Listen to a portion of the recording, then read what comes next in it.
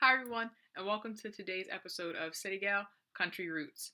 And today, as part of our planning series, we're going to be talking about the importance of drawing up a garden plan and how to do it. So, let's go ahead and get started. But first, I want to let you know what are a few materials that you're going to need to start this process. Here we go. Okay guys, quick material list of things to have out when you're getting ready to start your garden plan.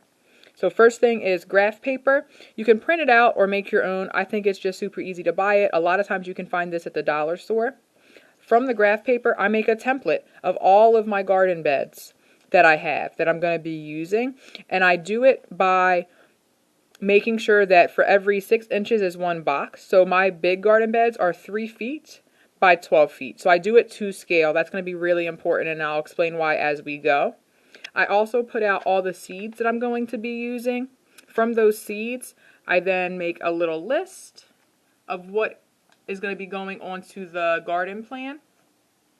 The other thing that I have available and handy, and I know this is not a great kind of picture of it, so I'll try and put a link up to it on a Google Doc if I still have access to it. If not, I'll create a new one. And what this has is all of the plants, when you're supposed to start them. I'm a little bit behind with when I'm starting things, when they can go outside, and most importantly for the garden plan, the spacing. The last thing that I have as far as like just documents, I found this online a while ago, and it's basically just like a companion planting chart. I printed it out. I'll do a video on companion planting soon. So basically it's just the helpful friends and bad companions of plants, so I can keep that in mind as I'm planning. And then the last thing is handy dandy markers of various colors, so that way I can have a little bit of fun while I'm doing it. Okay, so now that you have your materials set up, I just want to kind of show you exactly what I'm starting from, just for time's sake. So what I already went through and did is I went and drew on our spring plan here all of the beds that I have, including this potential new bed, okay, which doesn't exist yet, but we'll see kind of space requirements wise where we are. Okay, so you'll see that I have guaranteed 4 beds, which are all on the right hand side. Okay, so what I did was I did it to scale. So for every little box, that equals 6 inches for me. Okay, and I also made sure that I labeled the top of my plan for spring garden plan with today's date. That's really important, so I know when this plan is being used, as well as labeling all of my beds with their sizes. Okay, so let's keep going. I apologize for the little bit of funky angle on my hands, just because I know it's a little bit weird. I'm waiting on my tripod to come for the camera, and so, bear with me. I'm going to do my best to also kind of periodically flip it around and show you what I'm doing, and we're going to go from there. All right, so here we go. So the first thing I started with is I wrote down a list from all of my seeds that I had, that I showed you guys in the material list, that I want to direct sow into the ground, meaning I don't want to start them in the seed trays. I want to put them right in the ground in the next day or so. And in there, I wrote down the list. So I have beets, carrots, turnips, radishes, bush beans, dill, and spinach. And next to that, I also wrote their spacing. All of these things that I'm putting in for direct sow, all of their spacing is no bigger than about 4 inches. So they're going to be kind of packed in tight, but that's okay because these are things that 1 seed equals 1 plant. Okay, so 1 carrot seed gets you 1 carrot. So the first thing that I'm going to start with is I'm going to start with bush beans. I absolutely love bush beans. Okay, they need to be planted about 3 to 6 inches apart in the ground. So I told you that each one of my little boxes equals 6 inches. So what I'm going to do is I'm going to put a bush bean, and I'm going to use a little B for bush bean. I'm going to put a bush bean seed every 6 inches, and then in between it, I'm going to put 6 inches worth of space, and then I'm going to put 1 more row of bush beans on this side.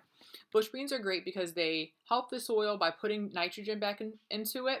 So instead of them sucking up the nitrogen, their roots actually expel it, and so it's really, really good for healing your soil. It's why they're such a good companion plant for a lot of other things, especially things that we're going to be working on planting today, like carrots and beets and turnips.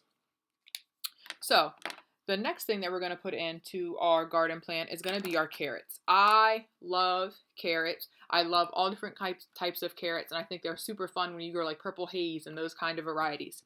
So carrots need to be planted about 2 to 3 inches apart, okay? So that means in a 6-inch space, I'm going to be able to get 2 or 3 carrots in. So you're going to be able to get a lot of carrots in about a foot or a foot and a half of space if your space is an issue for you. So I'm going to use a little C, and I'm going to put 2 carrot seeds per 6 inches. Again, I could probably go a little bit closer than that, but I want to give them space to get larger without having to go back and thin them later. And then I'm going to put about 6 inches of space between rows, and I am going to do about a foot and a half of carrots. Okay, so I'm putting that in. The next thing that I'm going to be putting in is the radishes. Now, radishes are really good because they stay pretty small. You can do them like 1 to 2 inches, and you can put them in salads. You can slice them thinly and put them in pretty much anything. They're amazing, and they come up really fast. I'm talking maybe like 30 to 40 days. You might be able to pull some of these up, which is super lightning fast compared to other things like tomatoes and that sort of thing, where you're talking about months that you're waiting before you get your first tomato. So radishes can go between 1 and 2 inches. So sometimes what I like to do is I actually like to do 1 or 2 rows where they're closer together and then 1 or 2 rows where they're further apart as a little experiment to see how they're going to grow best in my space. So I am going to do 2 rows of them, right? So I'm going to take up about a foot of space with radishes. And in those 6 inches, right, technically I could put a ton. I could put about 3 to 6 plants in. And I'm just going to write that on my garden plan, which I will show you. So what I did for the radishes, since they are packed in so tightly here, is so you'll see that I wrote radish, radish, radish, radish, radish, right, like little R's. And then I wrote a little arrow that I wanted to continue for that long. And then what I put in was radishes can be put from 1 to 6 inches apart, right? Or 1 to 6 seeds per 6 inches. So that's kind of what I put in there, so that way I don't forget on my garden plan. All right. The next thing that I'm going to put in after the radishes is beets. Beets are really interesting. You can use them for a ton of stuff. I actually had a boss that used to work with me at Westchester, and she's a vegetarian or a vegan. I can't remember which one, but she made amazing beet chocolate cupcakes. I know, they sound super weird, but I was pleasantly surprised by them. And so beets are something that I'm trying to put more into my diet. So for the beets, they need to be 3 to 4 inches apart, okay? So again, in that 6 inches of space, you're gonna get anywhere from 1 to 2 beets per space. So I'm gonna write in beets. So since I already have a green B for bush beans, I'm gonna use a red B for beets, and I might even do a BE.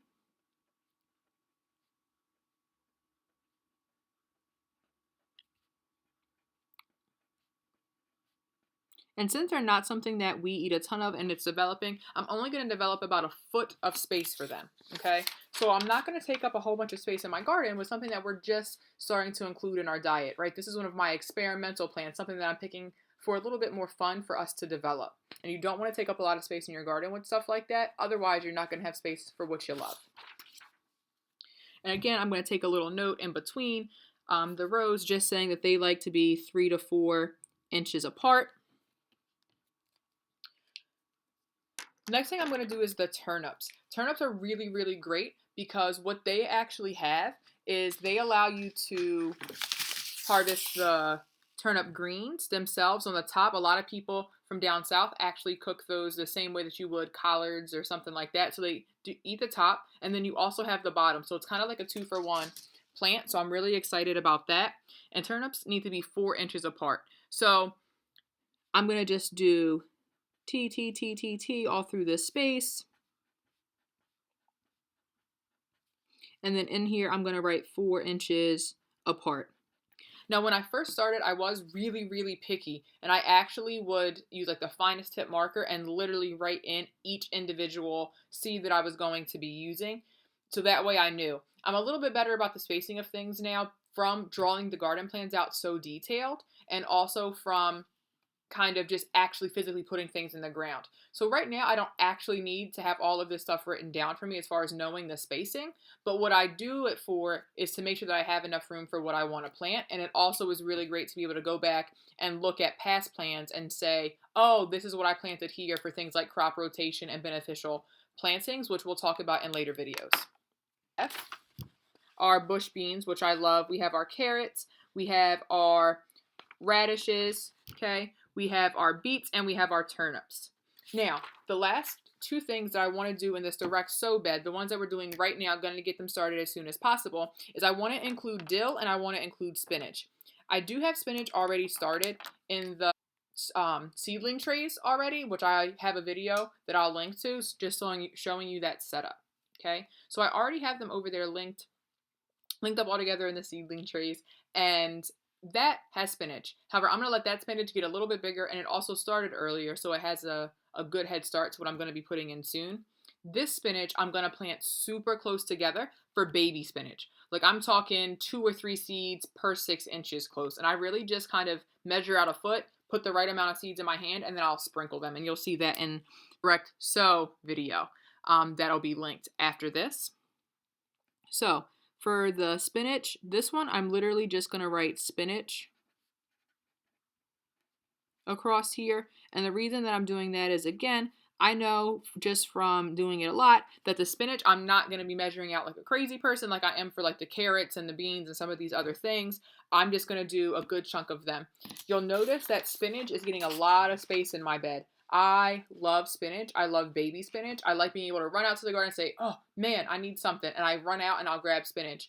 A few years ago, I literally was putting spinach in everything and my family was ready to kill me. The last thing that I am going to put onto this is going to be the dill. Now, dill is awesome. Okay, it's a really, really, really, really great herb. It pops up right away, almost once it gets warm enough. And so for the dill, I'm going to put it at the very bottom.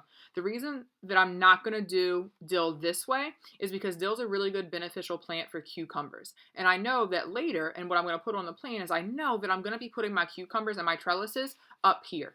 And so the dill will already be in there for those plants and then kind of just getting everything ready. Okay, so that's why I'm putting the dill there. It does get kind of tall, but it is really, really good, especially if you're going to be doing pickles, potato salads, anything like that. Okay, guys, so I kind of finished it up a little bit quickly here. And this isn't perfect, but it's just to give you kind of an idea of what it is that I do. So I've got eggplants that are spaced out at 18 inches, and I kind of catty corner them so they have a lot of space. I have okra. I have my bell peppers and Gambia sweet peppers here. Going to do a little bit of basil and rosemary. And then we also have a couple of other kind of just like basic peppers in here and broccoli as well. So then again, there's my salad greens. In between my tomato, I'm going to put basil because they do really well. Just due to the fact that I need 5 pots for the hot peppers. And I'm leaving this bed empty because A, I don't know if we're going to make it yet. And I also am, not sure if we're going to need it. There is still a good amount of things that are not taken off of what I've started and put on the plan. The reason is that by the time it's time to put in some of these hot season things in like May, mid-May, end of May, this bed might actually become this bed, and then I'd have a bed free depending on kind of what I wanted to put in. So that's kind of where we are right now. Again, this is just a rough plan just to get you thinking about all of the space and requirements of your garden and what you want to plant. So this has been this episode of City Gal Country Roots. If you like what you're seeing and it's really helpful, please feel free to subscribe.